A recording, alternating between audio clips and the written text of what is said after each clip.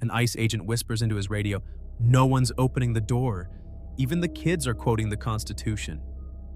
At that exact moment, across the country in Washington, D.C., Tom Homan stares down at a report in his hands. He doesn't raise his voice. He just mutters, "Then it's our turn. This time, we knock." It was a quiet morning in Washington. The sky was heavy and gray, but inside Capitol Hill, things were starting to heat up. A high-stakes hearing was about to begin, and it wasn't just any hearing. This wasn't political theater. This was the moment the so-called silent majority found its voice. Tom Homan walked toward the witness stand, shoulders squared, steps echoing across the marble floor. The room fell into a tense silence. He wasn't just a former ICE director today. He was the man carrying a file thick with evidence and a message aimed straight at the heart of power. Across from him sat Congresswoman Alexandria Ocasio-Cortez. Dressed in sharp white, her eyes locked onto Homan's with unflinching defiance. Just a week earlier, she went viral for a live stream where she told viewers, "If ICE knocks on your door, you don't have to open it. Know your rights." Those words lit up immigrant neighborhoods across the country. Flyers appeared overnight. Legal hotlines surged with calls. ICE operations began to fail. Doors weren't opening, and kids were shouting legal jargon through the mail slots. But it didn't stop there. According to a classified report that landed on Tom Homan's desk, some of these communities were rehearsing responses. Children were waving "Know Your Rights" pamphlets at federal agents. Agents with warrants were being turned away, not with violence, but with perfectly rehearsed constitutional one-liners. And that's why they were here today. This wasn't just about a viral video or a fiery speech. This was about what happens when a sitting member of Congress is accused of orchestrating what Homan called tactical resistance to federal law enforcement. He stepped up to the mic. No hesitation. Congresswoman Ocasio-Cortez's statements have directly contributed to the failure of multiple lawful ICE operations. This wasn't education. It was sabotage. A murmur ran through the room. AOC rolled her eyes, but she didn't speak. Not yet. Because this time, she wasn't facing off against a political opponent. She was facing someone armed with data, documents, and field reports. And by the end of this hearing, it wouldn't just be AOC's live stream under scrutiny, it would be her entire message, her movement, and maybe her future in office. Because this wasn't just a debate about immigration. This was about which side America was really on. As Tom Homan's words echoed through the halls of Congress, the media outside was already running wild with headlines. Were ICE operations sabotaged? How AOC's broadcast mobilized illegal immigrants. But the real storm was just getting started inside the chamber. When Homan stepped down from the witness stand, Senator Rick Scott rose to take his place. In his hands, a thick binder, quotes from federal law, internal ICE reports, donation records from activist organizations. His tone was calm, but every word hit like a hammer. 8 U.S. Code Paragraph 1324, he read, makes it very clear. Anyone who encourages or helps an undocumented immigrant remain in the United States illegally is committing a federal crime. The room froze. All eyes turned to Alexandria Ocasio-Cortez. She didn't flinch, but the fire in her stare was different this time. This wasn't a cable news debate. This was the law, cold, hard, and staring her in the face.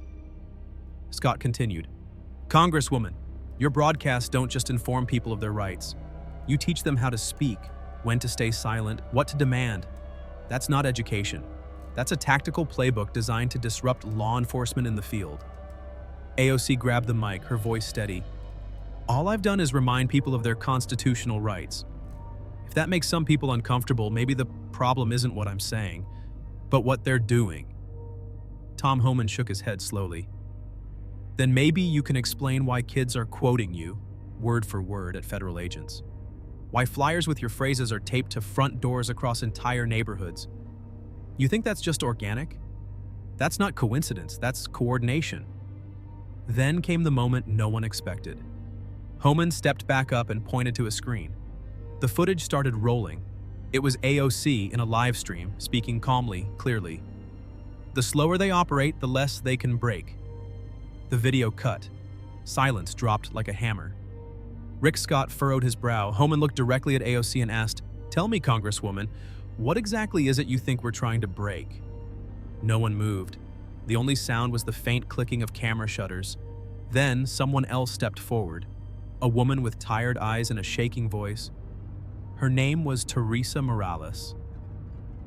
"My sister," she began quietly, "was killed in 2021 by a man ICE had been tracking.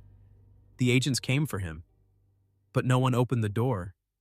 There was a flyer on it. Don't talk to ICE. Don't open the door." She was murdered 2 days later. You could have heard a pin drop. Teresa's words weren't political. They weren't dramatic. They were just real. That flyer told people not to speak, not to cooperate. But all it did was protect him, not us. Even AOC didn't respond. For the first time, she didn't have a comeback. No deflection, no defiance. Because now, it wasn't just about policy, it wasn't just about law, it was about lives. And everyone in that chamber knew this was no longer just a political fight. This was something else entirely, something deeper, something that couldn't be walked back. After Teresa Morales finished speaking, the entire mood in the room shifted. No applause, no chants, just silence. A heavy, weighty kind of silence. For the first time that day, Alexandria Ocasio-Cortez leaned back in her chair.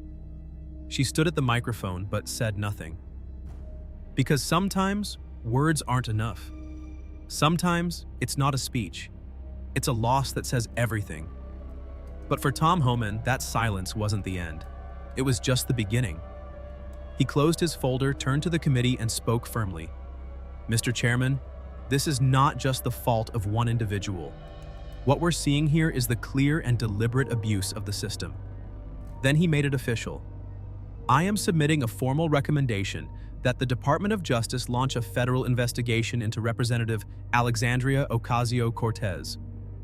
The ripple was instant. A few members in the front row lowered their heads. Several Democrats quietly got up and left the chamber. Fox News zoomed in. CNN went live with the banner, "Historic Day in Congress." And on X, the hashtag #OC under investigation hit the top of the trending list. On the right, posts flooded the platform with one phrase: "No one is above the law." On the left, the pushback was immediate: "This is political persecution." But this time, the usual narratives weren't enough. Because something had shifted, on the ground and in the heart of the nation.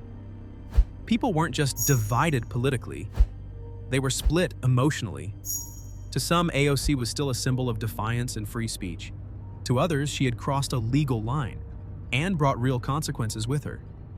That morning, White House Press Secretary Caroline Leavitt stepped up to the podium and said what many were thinking. When a member of Congress actively encourages people to break the law, that's not just an opinion. It's an action, and actions have consequences. By the end of the day, cameras turned back to Mar-a-Lago. Reporters shouted over each other to ask Trump for a comment.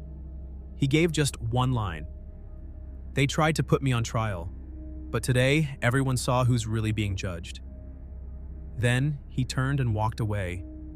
Because now, it wasn't about speeches anymore, it was about action. Back in New York, AOC returned home quietly. No press conference, no fiery live stream. Even her social media feeds went dark. For the first time, it wasn't her voice making noise, it was her silence. In the final shot, as night fell over the Capitol, the screen slowly faded to black, and across it in bold white letters, "The law doesn't care how loud you are, only how far you cross the line." Is this really a fight for justice? Or is it something else entirely? Let us know what you think in the comments.